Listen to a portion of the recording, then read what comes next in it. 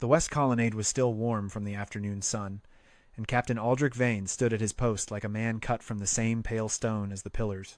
Beyond the gilded railing, in the lower garden of the Palace of Heroleth, Princess Mireia was reading aloud to two of her ladies.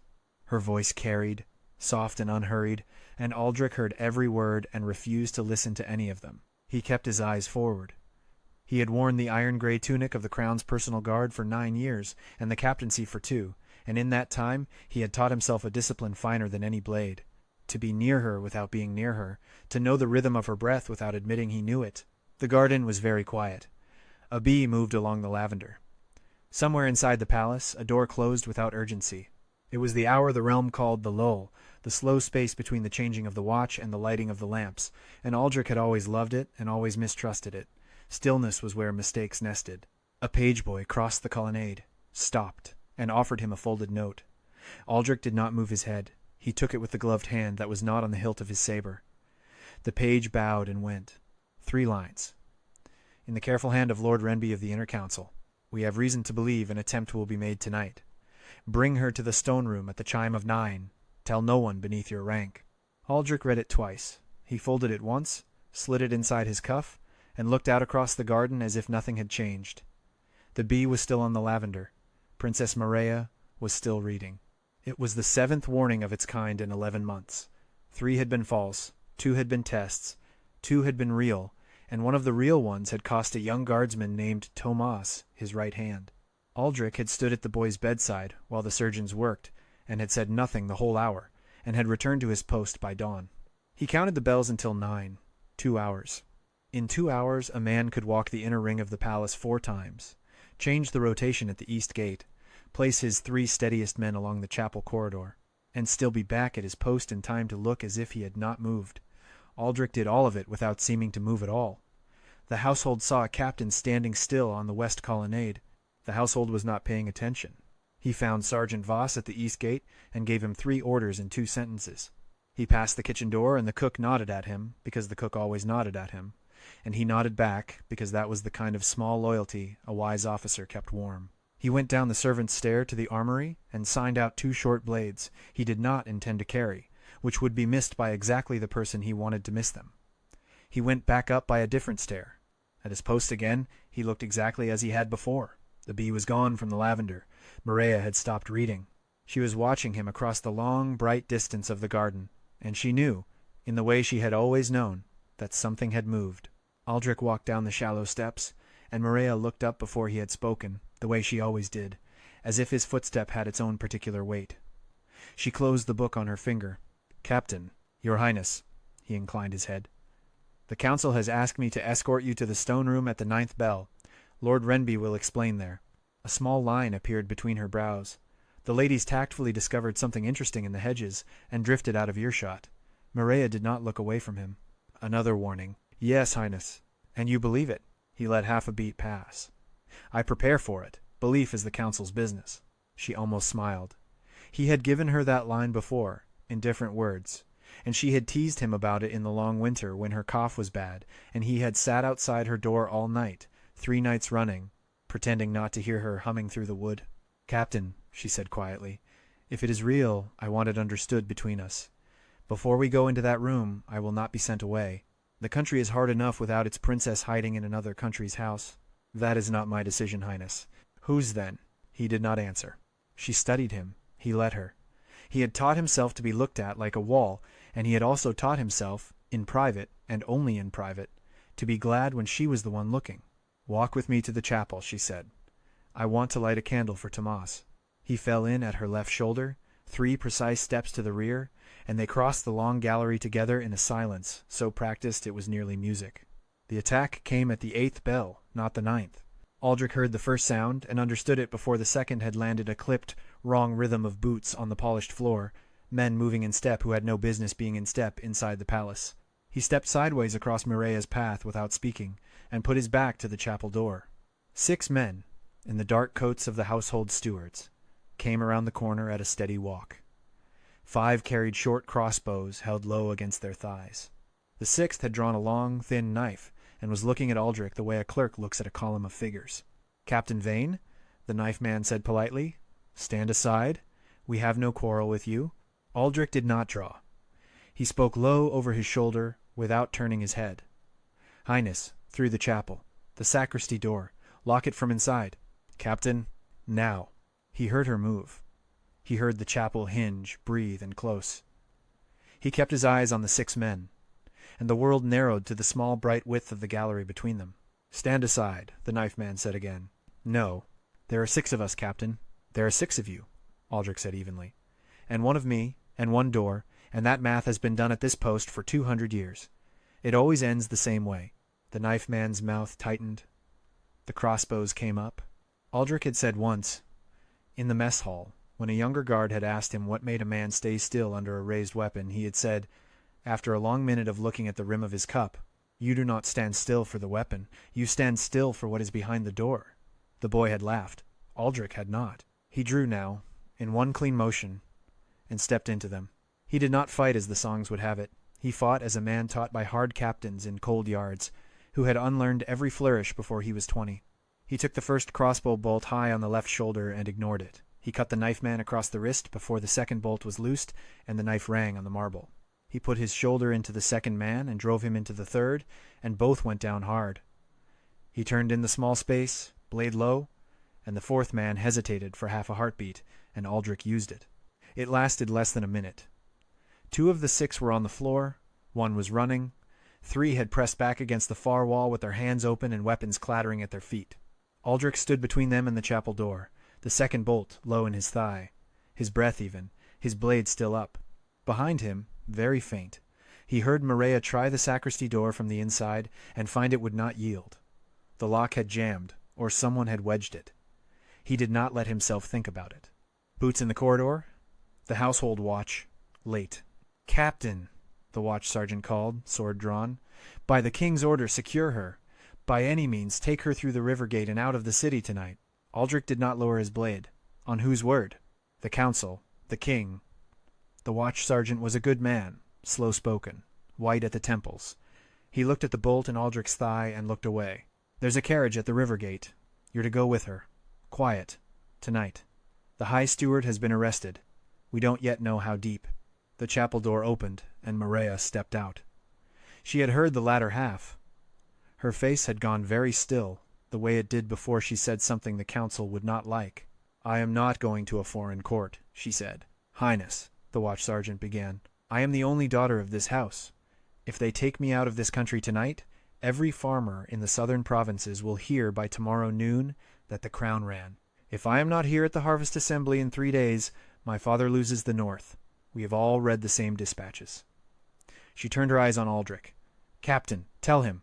Aldrich kept his blade up. He did not look at her. He had spent 2 years carving the habit of not looking at her in moments like this, and he was glad of it now. "Sergeant," he said, "take the wounded. Hold this gallery. Send for the surgeon and Lord Renby together alone to the king's antechamber. Tell no one above the rank of captain. And the princess?" A pause then. A long one. Aldrich felt the bolt in his thigh, and the warm wet inside his sleeve, and the quiet shape of his oath in the back of his throat. The oath had a number of clauses. He had recited them so often, kneeling, that the words had a grain like old wood. He served the crown. He served the crown's blood. He served the country the crown was held in trust for. When those 3 pulled apart, the senior officer of the personal guard was to use his judgment. The senior officer of the personal guard was him. He lowered the blade an inch.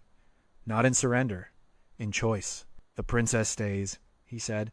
"She goes to the harvest assembly in 3 days, as planned, and the throne is seen to stand. If they take her, they take me first. Until then she does not leave my sight." The watch sergeant opened his mouth and closed it. The 3 surviving attackers along the wall looked between them and understood, slowly, that they had failed in a way that would matter. The knife man, kneeling now with his good hand clamped over the ruin of his wrist, raised his head. He looked at Aldrich the way the truly defeated sometimes do, without rancor, only a small, exact curiosity. "You will regret keeping her here, Captain." "Perhaps.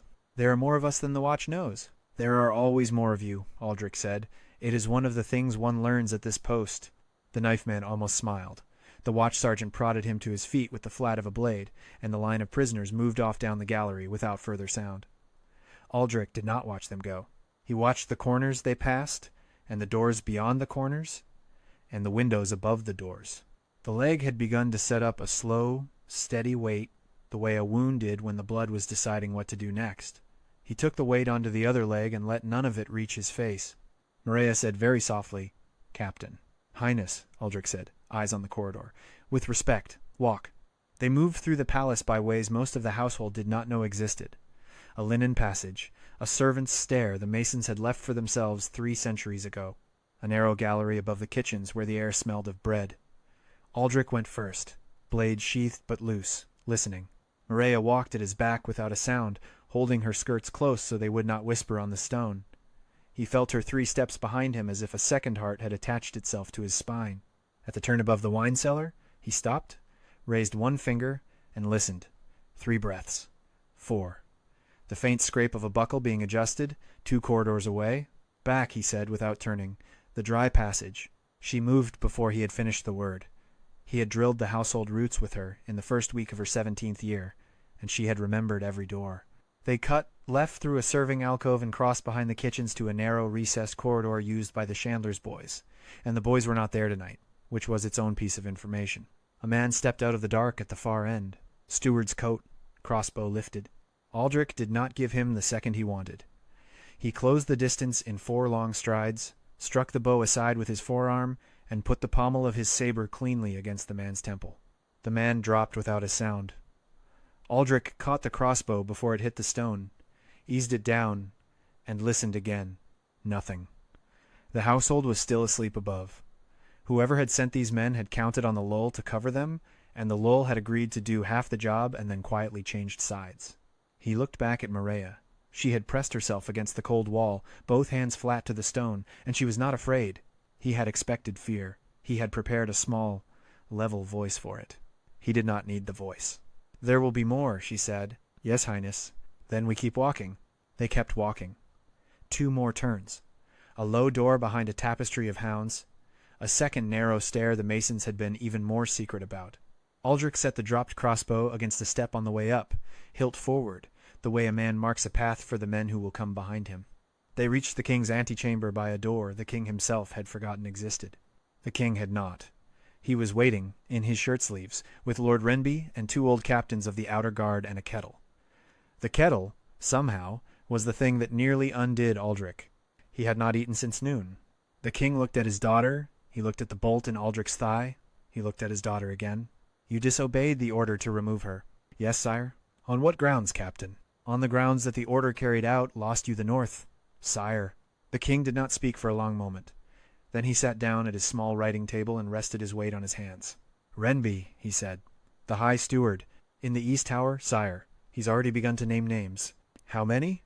"Enough."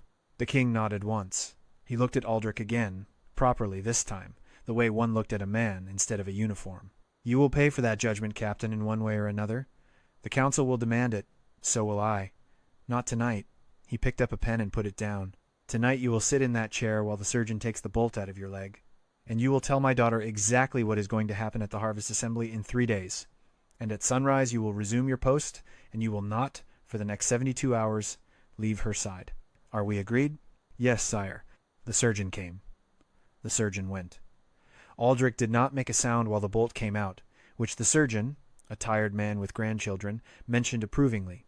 Maria stood by the window the whole time, her back very straight, and did not turn until it was done. When the surgeon had gone, she crossed to the chair where Aldrich was sitting and stopped in front of him.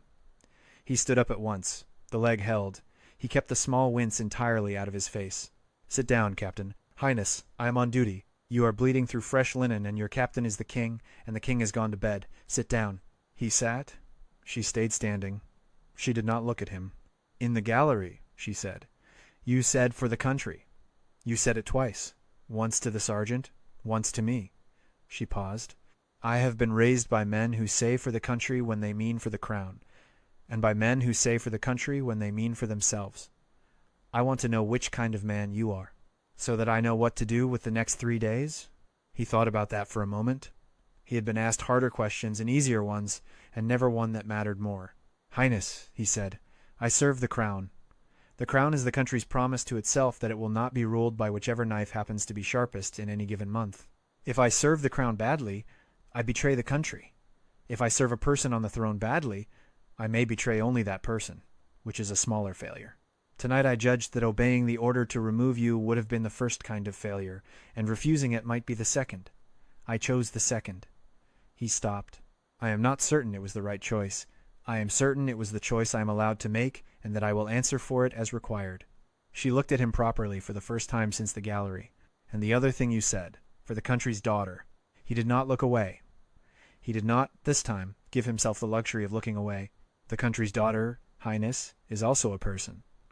The oath does not require me to forget that. It requires me to act as if I have. Tonight, when the order would have failed both, I let the two be the same. Tomorrow they will not be." He paused. "Tomorrow, Highness, I will be at my post, 3 steps behind your left shoulder, and I will not forget anything I have just said." She was silent for a long count. Then she nodded once and crossed to the door and stopped with her hand on the frame. "Captain, Highness, thank you for the second kind of failure." She left. He sat with his hands on his knees in the quiet room and listened to the small green clock above the writing table tell off the seconds. The first kind of failure, he thought, was always the louder one. The second kind was the one that let a country wake up the morning after. He thought of his father, who had served the old king and had taught him exactly one lesson about the oath, and only once. They had been in the small yard behind the smithy, and his father had been mending a hinge, and Aldrich had been 7. His father had not looked up from the hinge. "Boy," he had said, "the oath is not a chain. It is a road. A chain holds a man where he is. A road tells him where to walk. If you ever feel the oath as a chain, you are reading it wrong." Then he had finished the hinge and gone in for supper. Aldrich had not understood the lesson for 30 years. He understood it tonight. He had walked the road, and the road had taken him to a closed door in a quiet antechamber, and to a princess who had asked him a hard question, and to a king who had let him answer it. The road had not yet taken him to the morning. He would walk it there. He stood. The leg held. He left the antechamber and went to his post outside her door and stayed there until the sky began to gray. The next 2 days were not quiet. Aldrich did not sleep properly in either of them. He moved Maria twice without warning, once to a tower room above the chapel, once to a south wing apartment that had not been used since her grandmother died, and he changed the rotation of the guard around her 4 times, putting his own oldest men on every door, and leaving the new faces to patrol corridors no one walked. He turned away 3 petitioners and 1 cousin of the king. On the first morning, a tray came up to the south wing apartment, with a folded scrap of paper beneath the bread. Aldrich took the tray himself, sent the page away, and unfolded the paper at the window where the light was best. The hand was unfamiliar. The message was 3 words: "Step aside, Captain." He read it twice, ate the bread, and gave the rest of the tray to the dog the king's daughter kept in the stable yard. The dog was fine. The kitchens, after a quiet talk between Aldrich and the head cook, changed their staff for the next 48 hours. On the second morning, an old man in the gray coat of a clockmaker arrived at the gate with a parcel and a writ of delivery from a workshop that had supplied the palace for 60 years. The writ was correct. The seal was correct. The old man was a clockmaker. Aldrich watched him from the gatehouse window for a full minute before going down, and saw the small tremor in the old man's hands that came from age and not from fear, and the way the old man's eyes counted the windows of the palace, the way a clockmaker's eyes count the teeth of a gear. Aldrich opened the parcel himself, with the old man watching, and found in it a small repaired chime exactly as the writ promised. He thanked the old man and saw him out. He kept the chime overnight in his own room before he had it carried up. Lord Renby came twice. Once with a list of names already arrested, once with a list of names not yet arrested, which was the longer list. The High Steward had been in correspondence with a Southern Duke who had grown tired of waiting to inherit anything. The Southern Duke had grown tired of waiting to inherit anything, because his creditors had grown tired of waiting. And the creditors, when traced, led to a foreign mint that had every reason to wish the Harvest Assembly cancelled. The map was small and ugly and complete. In the late afternoon of that second day, a courier from the Southern Duke rode up to the gate under a flag of parley and asked, in the formal old wording, that the captain of the personal guard speak with him in the gatehouse. Aldrich did not go down. He sent Sergeant Voss instead, with the standing instruction to listen and to commit nothing, and Voss returned within the hour, with the courier's offer folded in his glove. The offer was civil. The offer was generous. The offer was the kind of offer that, in a different country, in a different captain's gloved hand, might have been read twice. Aldrich did not read it twice. He read it once, set it on the brazier in his own room, and watched it burn down to a clean white ash. The Southern Duke had made the mistake every distant lord eventually made about the personal guard. He had assumed that men who stood very still for very long could be moved with the right weight applied to the right place. They could not. The standing was what they were. He had Voss and no reply. Silence, when the offer was that one, was the most exact answer a captain could send. On the second night, Maria came to the door of her sitting room and asked him, quietly, to come in. He stood in the doorway instead. Captain, Highness, if on the day of the assembly there is a second attempt, and I think there will be, what is your order to your men? He did not answer immediately. He had drawn the order 3 times in his head already. If the attempt is against you, Highness, my men hold the dais and the doors. If it is against the crown, they hold the king. The captain myself holds the gap between. He paused. If the gap closes, I close with it. She looked at him for a long moment. I do not want a song written about you, Captain. Then I will try not to give them the material, Highness. She almost smiled. She closed the door. He stood at her door until the second bell after midnight, and then he stood at it through the third and the fourth. The corridor was cold. He did not feel it. He felt only the small clean line of the oath in his chest and the weight of the leg below the knee and the quiet shape of her breathing on the other side of the wood, which he was not listening to and which he heard anyway. Once in the night a young guard came up the stair to relieve him, and Aldrich looked at the boy, 20. 21, the same age Tomas had been, and shook his head once, and the boy bowed and went back down. He would not give the door to a man who did not yet know the difference between standing for the weapon and standing for what was behind it. That lesson, he thought, was not learned in one night, and the night before the assembly was not the night to teach it. Toward dawn he allowed himself, for the space of one breath, to think the thing he had not let himself think for 2 years. If they take her, he thought, they take me first. The words were not new. He had said them aloud in the gallery. What was new was the small private place in his chest where the words had settled, and the way they had begun, in that place, to mean something more than duty. He folded the thought once, slid it inside his cuff with the rest, and put his eyes back on the corridor.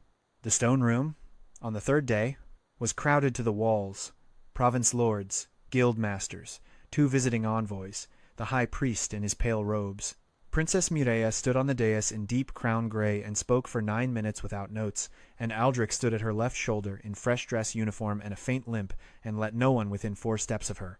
Halfway through her 7th minute, a man in the back of the hall moved his hand inside his coat in a way Aldrich had been watching for since the doors opened.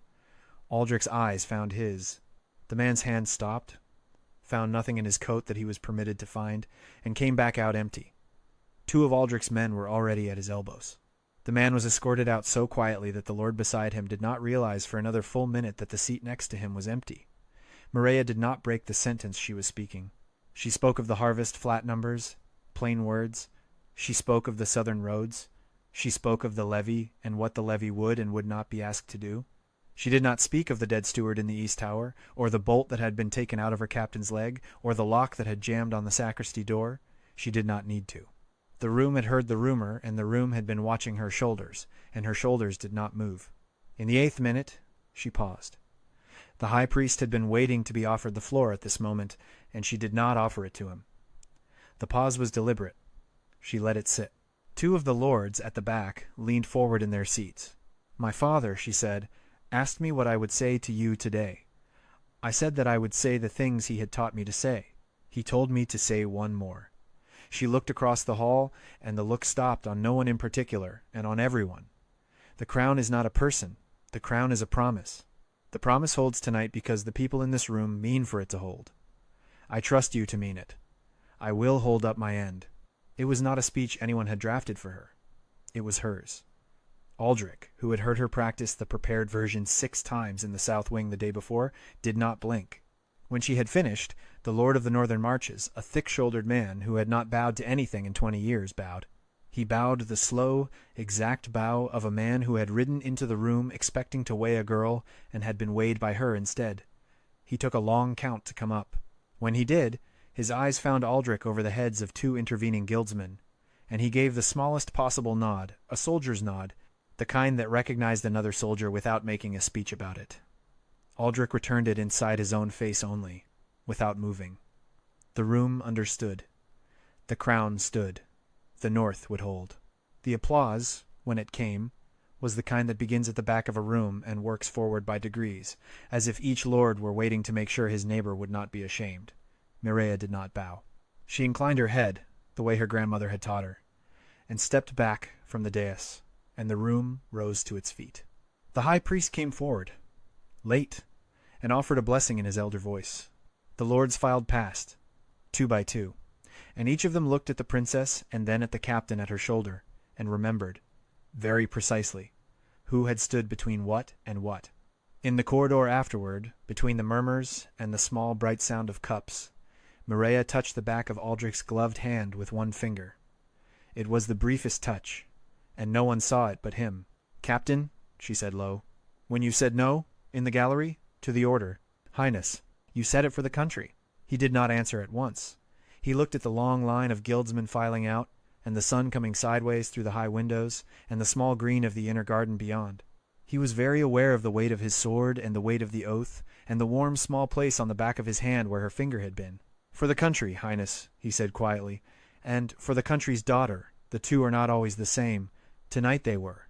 She let her hand fall back to her side and inclined her head, and that was all that passed between them in front of anyone.